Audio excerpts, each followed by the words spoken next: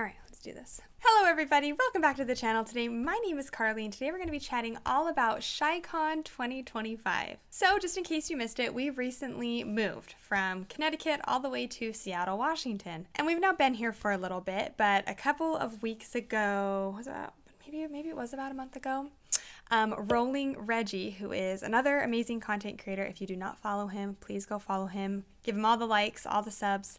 But yeah, he is so kind, and he actually reached out to me saying, hey, I just heard that you're moving to Seattle. I don't know when you're going to be here, but if you happen to be here around this day, well, I actually have an extra ticket for Shycon, which, if you're not familiar with what Shycon is, it's actually Buttonshy's kind of like mini little convention that they host. It's really small, about like 100 people total, and it kind of changes locations every single year, and this year it happens to be in Seattle. And so Reggie was like, hey, I've got this extra ticket. If you happen to be here, come with me. And I was like, you know what? We're actually already here in Seattle. We're here, and I would absolutely love to go with you. So we met up and we went to Shycon this year. Buttonshy games kind of seem to be almost like a niche within this very niche hobby. And it's kind of embarrassing to say, I actually had never played any Buttonshy games up until this moment. I had always wanted to, I just had never really had the opportunity to, or like when I did go to convention, I don't know, I personally never really saw any Buttonshy games. Oh, I guess that's not true. I guess at Level Up, I did meet up with a friend of mine, James. He actually was playing Rice or Seasons of Rice, and I was like, oh, I need to play that. And so they were talking about Buttonshy games for a little bit. So so I was so excited to go to Buttonshy to be able to play some of these games and maybe even get my hands on some. Maybe they'll be selling some there, because Buttonshy games are kind of hit or miss. They don't really produce a ton of games, and like once their games are, at least from what I understand, lots of their games, especially like older print runs or something, like they don't really do reprints that often, at least of their lesser known, so they're kind of hard to get. So I was really excited to go and kind of check out everything. So in case you missed it, I will actually link to my vlog. I did a vlog of our whole day at Buttonshy, at the Buttonshy convention, so I will make sure to link that in the description below, so go watch that if you haven't. This whole video is going to be talking about my Buttonshy haul, and then also ranking all the games that I played at the convention and which one I liked the most. If you are new to the channel though, and you've never seen any of my videos before, welcome. We're so happy to have you here. If you wouldn't mind liking, subscribing, doing all the good stuff to help support the channel, I would appreciate it. But without further ado, let's go ahead and dive into my Buttonshy haul and then ranking the games that I played at the Buttonshy convention this year.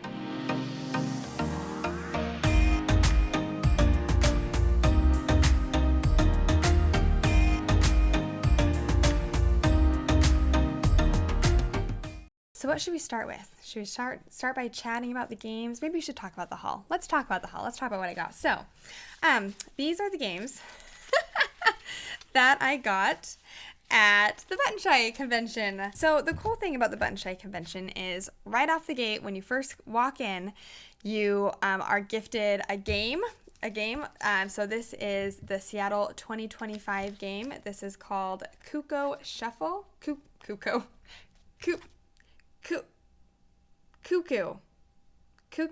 right? Isn't it Cuckoo Shuffle? I don't know. I'll throw up pictures so you can see a little bit better. But this is I think it's an exclusive game for just the convention. Yeah, so it's kind of cool. It has its own little like Shycon Seattle 2025. It looks like a fun little game. And look, it's got the, oh my gosh, I didn't even notice that before. I haven't played this one yet, but it's got the Seattle. Can you see that? It's got the Space Needle on it. That is so cool. I'm super excited to play this one. I am pretty sure that I heard people playing it. I think it's like kind of a louder game from what almost kind of like I don't know. I really shouldn't say because I've got no idea. But it looks really cool.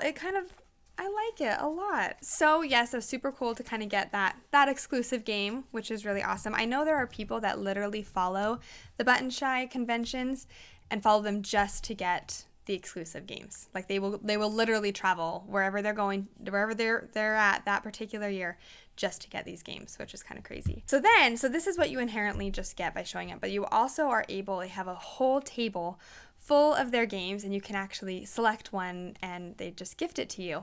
So by the time we were kind of one of the last ones there, and there were so many titles that I was really interested in, but I was like, oh, I have to go with Skulls of Sedilek, because this is the one, I think this is probably one of their most popular, besides like Sprawlopolis, right, and like that whole line.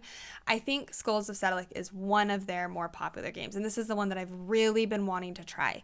So I told myself, you know what, if there's only one game that I get today, I want it to be Skulls of Sedilek. We'll kind of talk more about this game later, because I was actually able to play this at the convention, but this is just a really cool, it's just like a card laying game where you're trying to match up certain skulls. You're trying to keep like the lovers together, or the priest, kind of put the priest next to the criminal, or kind of all these different things, just to try to get points. So yeah, super, super excited that I was able to pick this one up. So those are the ones that were inherently I just was able to get, just going to the con. But they actually, about halfway through the day, they opened up a little table where they were actually selling a handful of their games. So Reggie actually went before me, and he came back and he's like, they're going fast. You gotta go. You gotta go, especially if there's a specific one that you want. So I actually kind of left my game that I was playing, ran over, and I was able to pick up a copy. So let's chat about the ones that I got. So the first one that I got was a nice cuppa. It's actually a little solo game all about kind of trying to avoid the stresses of life and just relax with a hot cup of tea. This actually reminded me a lot of Kim, kind of the vibes and everything. I was like, oh, Kim might kind of like this little solo game. I know she's kind of been trying to do kind of more solo games, so I was like, oh, I'll pick one up for Kim. So I got one for me and one for Kim. They just kind of seem like really good solo games to me, so I wanted to try this one out. Another one that I was really I've been wanting for a while actually was The Last Lighthouse. This is another solo one where I think you're trying to keep the monsters at bay from the last lighthouse or something. So I am excited to try this one. And then the final one that I got is Circle the Wagons. I kind of just impulse bought this mainly because of the theme. And I have heard really good things about this one. I know it's kind of similar to Sprawlopolis, but it has that Western theme on it where you are going to be laying your cards out, trying to group the things that you need to group together. So I'm really interested. I haven't tried, the only ones of these that I've played so far is, well, I don't know, maybe I shouldn't say that. Skulls of Sedilek and A Nice Cuppa. So those are the ones that I've played so far. So I'm really excited to dive into Circle the Wagon, The Last Lighthouse, and then the game for Seattle. So that is my haul. Those are the games that I was able to pick up at the convention. All right, so that is kind of my haul. Those are the games that I was able to pick up at the Buttonshy convention this year, but there were even more games that I was able to try. Some of these games I tried, I mean, honestly, I really want all of these games in my collection. After playing a handful of these, I actually ran back to the table and they were all gone. I couldn't have got them anymore. So I'm at least happy that I got these ones, but let's chat about the games that I was able to play at the convention. So I was able to play a whopping 10 games at the Buttonshy convention. If I actually had to leave the convention early, so if I would have been able to stay longer, I definitely would have played a lot more, because Buttonshy games, they're really easy to play, quick to learn. So there was actually a handful that I was wanting to play that I didn't get the opportunity to, but it's okay. So 10 games total that I was able to play at the convention. 7 games that are specifically Buttonshy games, and then 3 that weren't. So let's start by chatting about the games that I was able to play that were not the Buttonshy games. So the first one is Castle Combo. If you have not yet played this game, you absolutely need to. It is available on BGA. It's a fantastic little game. Reggie was the one that actually brought this and really wanted to play it. And it's so much fun. It's actually one that I should add to my collection because I don't have it yet. But it's a great game where you will just be drafting or collecting these cards, trying to fill up your 3x3 grid in the hopes of scoring points. So lots of the cards that you're collecting will grant you points if you have this in your grid or this beside it or whatnot. So you're just kind of trying to map and puzzle it out.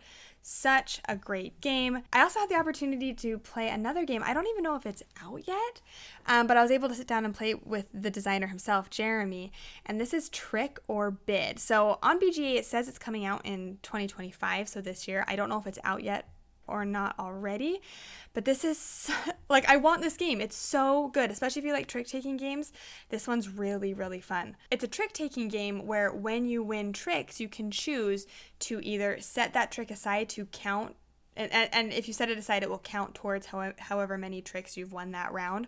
Or when you win, instead of setting it aside, you actually can use one of the numbers in the trick you just won, flip it face up, set it to the side, and now that's the number of tricks that you're trying to beat or trying to get. Kind of reminded me a little bit of Skull King, where at the beginning of the round, you like set how many tricks you think you're going to win and then you play it out.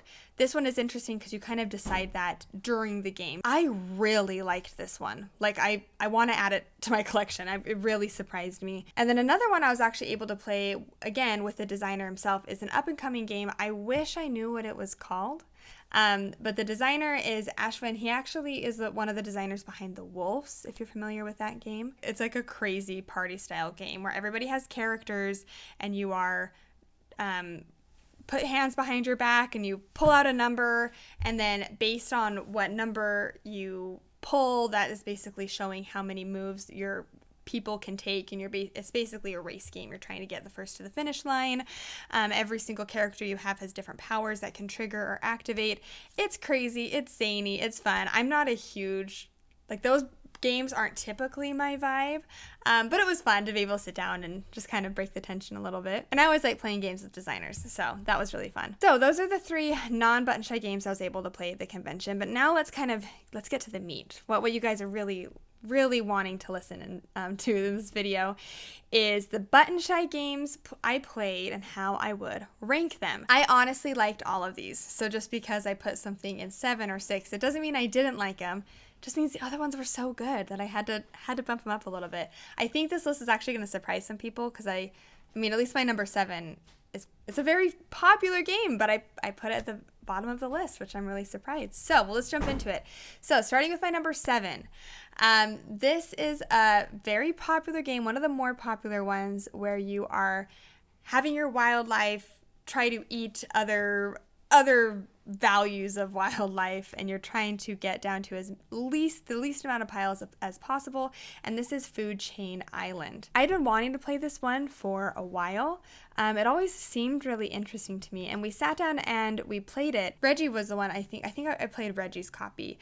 And they actually had copies available that I could have purchased, but after playing it, I was like, yeah, I really like it. I don't know how much, like, I don't know if I would want to necessarily dive into it again, though. It's a fun little puzzle where, you know, you randomly place out the animals, and then you have the spider eat the fly, and then you have the snake eat the spider, and you're just kind of jumping your cards around. And the interesting part is when cards eat or activate, usually that triggers an action or something else you can do, which usually involves movement of some kind of another animal, just to kind of help you continue to eat slowly bigger animals, because once an animal or a stack is off on its own, it's a lot harder to kind of bounce your way over there to eventually eat that one. It was a fun little game. It didn't really impress me as much as I thought it would, though. I didn't really find myself wanting to pull it off the shelf. Like, I'm happy that I was able to play it, obviously, but it just isn't one that I would be drawn to pull off the shelf again, which is why it's my number 7. But I know so many people love this game. I said it's rated 7.2. It's actually rated higher than some of the other ones that are going to be on my list. But yeah, I thought it was fine. The next one is actually one of the first ones, or maybe it was the very first game that I played at the convention. This sweet little girl came up to me and said, hey, do you want to play a game with me? I'm trying to get people for this game. Me and Reggie were like, sweet, let's do it. And so we sat down and we played this little Buttonshy game called In Vino Morte. If you've ever seen Princess Bride, where the scene where they're both sitting across from each other and he's like, well, would you poison my wine or would I poison your wine? And that's essentially what this game is. So one player is playing as the dealer, and they will deal out these cards, and everybody else now gets the opportunity gets to decide if they want to switch their drink with somebody else or just drink their drink. And so they could switch, but if they decide to drink, they flip over their card and they will either have a wine glass, which means they're safe, or poison. If they're poisoned, then they're out. This is an interesting game because it actually plays from 3 all the way up to 9 players. I don't know if there's another Buttonshy game, at least I'm not aware of, that actually plays up to that 9 player count. But it's just fun. It's not one that I would sit and like play back to back to back to back like a million times in a row. But it's definitely a game. Like we probably have played it like 6 times since coming back from the convention, because Addie and Jamie just want to keep pulling it off the shelf. They just think it's so fun, and it's very simple. Like, it's great for kids. Everybody will understand it, right? So they can just sit and like, okay, would Jamie poison me? Would he poison Dad? I think I'm going to switch our cards. It's a really fun one, and it honestly surprised me, and I'm surprised that it's rated so low. I mean, there's really not that much game to it. I think that's also why it's lower down on my list. So there's not a ton of game, but I would absolutely pull it out and just replay it. You can play it in like 3 minutes. It's such a fast little game. The next one that I played is a really quick little solo game called A Nice Cuppa. So this is one that I actually did pick up. I thought that this was a good little solo game. I really liked it. It was one that I genuinely just would want to sit down with a cup of tea and just kind of play my little game in the morning. It does inherently have a little bit of randomness to it, but I enjoyed it. I liked it, and I don't know, something about the theme was just cozy and relaxing. I love the artwork in this one, and it's just peaceful. So I was really, really impressed with this one, so that's why I had to get me and Kim one, and I think I'm genuinely just going to kind of keep this in my purse. I know that this one actually has a couple of expansions that I now want to get. There's like, I think it's called like the Good Book expansion. I actually think they had the expansions there. I should have just bought them. I should have bought them, but oh well. Moving on to my number 4, this is one that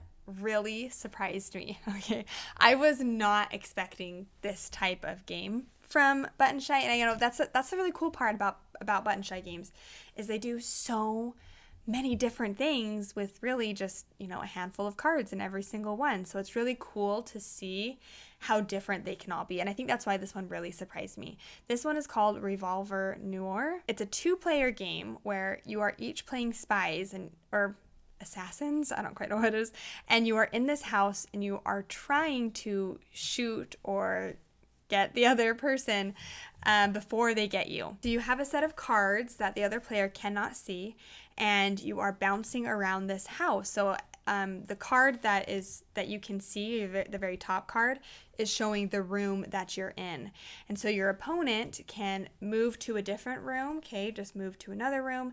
They can try to fire at you. They can set a trap. And so you're both kind of moving around this house without really knowing where the other person is. But there are times where you can actually listen. It's called listening. You can ask questions like, okay, I want to listen. And then your opponent will have to give you a clue as to what room they're in. So if you think you've got it down, then you can choose to fire at them, and if you do hit them, then it's -1 point. You're both trying to knock the other person down 2 points. I love the theme in this game. I love the artwork, everything about it. It feels very like da-na-da-na, like kind of vibes as you're going through, moving, going around the house, going to different rooms, trying to figure out where your opponent is. It just really surprised me. I have never really played a game quite like this. And this is one of the ones that I ran back. Actually, all of these ones except for one of them, I went back to try to see if I could purchase, and they didn't have it. So I'm hoping I can grab a copy one of these days, because I really liked it. I will say when I first started playing, it was slightly confusing. Just trying to keep track of where your opponent is, and then what rooms you can move into or can't move into, or where you need to be like firing off or setting traps. I think that was probably my favorite part, was the setting traps, because when you set trap, you set one of your cards sideways, so your opponent knows that there's a trap set somewhere. They just don't know where, and then it's up to you to try to figure out when to trigger that trap at the right moment when they're in that room, so then they will lose a life. I had no idea that this game even existed. It wasn't until I met up with somebody whose name's called Lily. Lily, thank you so much for letting me, she had bought like a ton of games, and so we sat down and we learned a handful of them together, and this was one of them. This was the first one that we played, and it was so much fun. So I'm definitely on the lookout for this one, and I'm also on the lookout for this next one, yet another one that Lily got, and this is called Stew. I really liked this one. For keeping track, this is my third favorite game that I played at the con, and then this one, it is a push your luck, deduction, and bluffing game. So if you know me, I love push your luck games, I love deduction games, and I love bluffing games. So this one just, it had all of it. In this game, you're collectively going to be adding ingredients to a shared pot, essentially just adding cards to the center of the table. Now, at any point on anybody's turn, somebody can yell stew. Once that happens, all the cards from the center get flipped over, and every single card that had been added to the center pot will be worth a certain amount of points. But there's a little bit of a catch. There actually are animals that are at the top of the board that will steal some of the food that goes into your soup, but only if they hadn't been fed already. So on your turn, you select a card, and then you can decide if you want to use that card to feed a vermin or use that card to put into the soup. And so this is kind of happening until somebody else stew. Whoever was the one that yelled it has to flip over the cards, reveal, and if that pot does equal, I think it's like 15 points or something, then they win and they get 2 points, and it's basically just the first 3 points. But the tricky part is if they're wrong, then everybody else around the table gets 1 point. So it has a really good kind of fun push and pull to it. I like the deduction element. I like how you can yell stew, flip it over, and then realize, oh crap, we're right where we need to, but we forgot to feed the bunny. So then the bunny takes the carrot and now you're out. Like, I like that tension that it brought. I do wish that there was a little bit more deduction in this game to kind of give you a little bit more of an idea of what's in the pot, because it does feel very kind of lucky. You're just kind of watching the piles go up, and then it's like, okay, I guess I'll call stew and then check. So there's a little bit of deduction because you obviously know the cards that you added to the pot, and then you also are it's kind of a little bit of a timing element just based on the cards that were given to the vermin that are at the top of the board. But I wish there would have been a little bit more deduction added to it, so that's why it's my number 3. Number 2, though, is a game we've already mentioned, Skulls of Sedilek, where I was able to sit down with Reggie and Lily. Actually, Reggie and Lily and we all played Stew together as well. But we were able to sit down, and they taught me Skulls as well. Such a great game. So this is definitely my second most favorite game that I played at the convention. I really like pattern building inherently, and so this game is full of that, right? You're trying to get light colors, or sometimes you're trying to get the levers together, or you're trying to get the royals like to be on top of everybody else, so you want to kind of stack them higher. It really is a clever little pattern building game, and they had the expansions there as well. Again, another one I wish I would have picked up the expansions for, because the expansions just offer new cards that do different things. Because I think in the base game, what is it? You have the lovers, the priests, the royals, the criminals. Is that it? The poets? I think that's it. So the expansions offer new characters that you can mix and match into your base game. So I'm definitely going to be on the lookout for those. And there's also an expansion that makes it solo, so you can play the game solo, which I really want that one as well. So I have a handful of Buttonshy games now that are on the list of ones that I want to get. So I'll pick those up. But I love Skulls of Sedilek. I've loved, honestly, all of these games.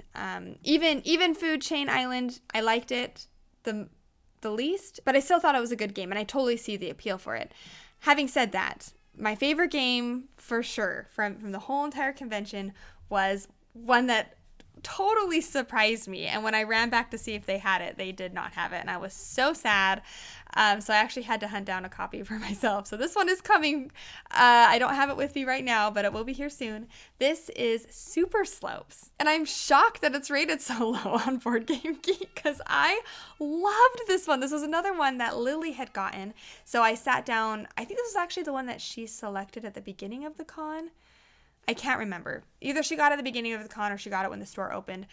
I wish I would have gotten it because I've been wanting to play it, but it's okay. I ordered it, so it's coming. But this one is a great little game where you will be kind of drafting and selecting cards, building out a run, like a ski run, basically, along the mountains. After you've drafted these cards, you then will select one of the routes that you have built out into your board, and you will run it through just like you're actually skiing, and some there are certain things that can possibly trigger, such as you can collect energy or you can collect icons, but you have to watch out because you might hit a forest, which will slow you down and actually stop you unless you had already built up an energy earlier on that path that you're going. There's also yetis that can also do bad things for you. So you're going through just trying to build out one long run. So inherently I loved that, but the drafting, like the way you select the cards is super interesting as well, because you have, I think it's 5 that you place in a row, or sorry, a column. You place them in a column,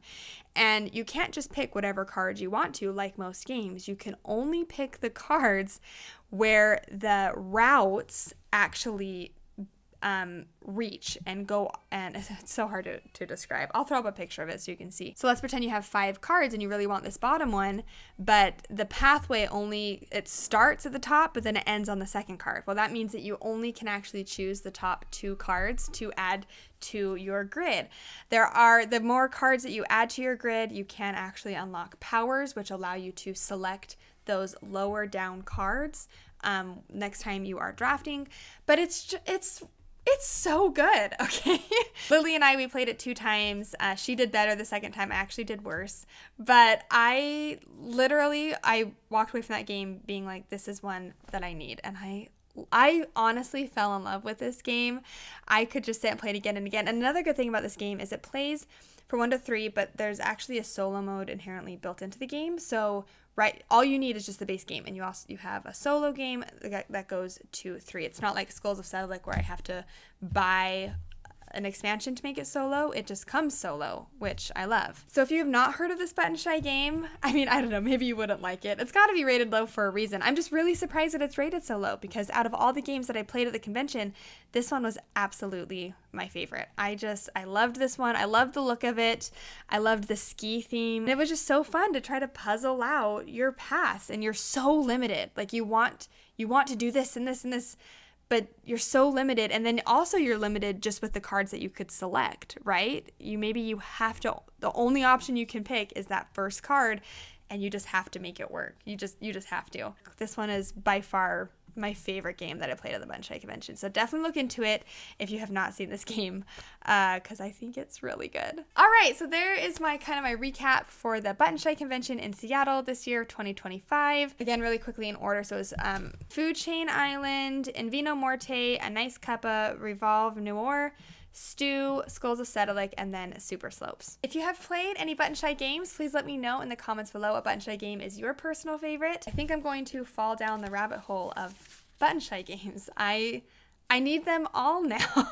It's so amazing how unique they are and how much you can do really with just a small pack of cards. It's really impressive. I hope you enjoyed this video today though. If you enjoyed this video and you haven't yet subscribed to the channel, it'd mean so much if you could do that. Really help support me in everything that we're doing out here. I hope you have a great rest of your day though, and we will see you next time.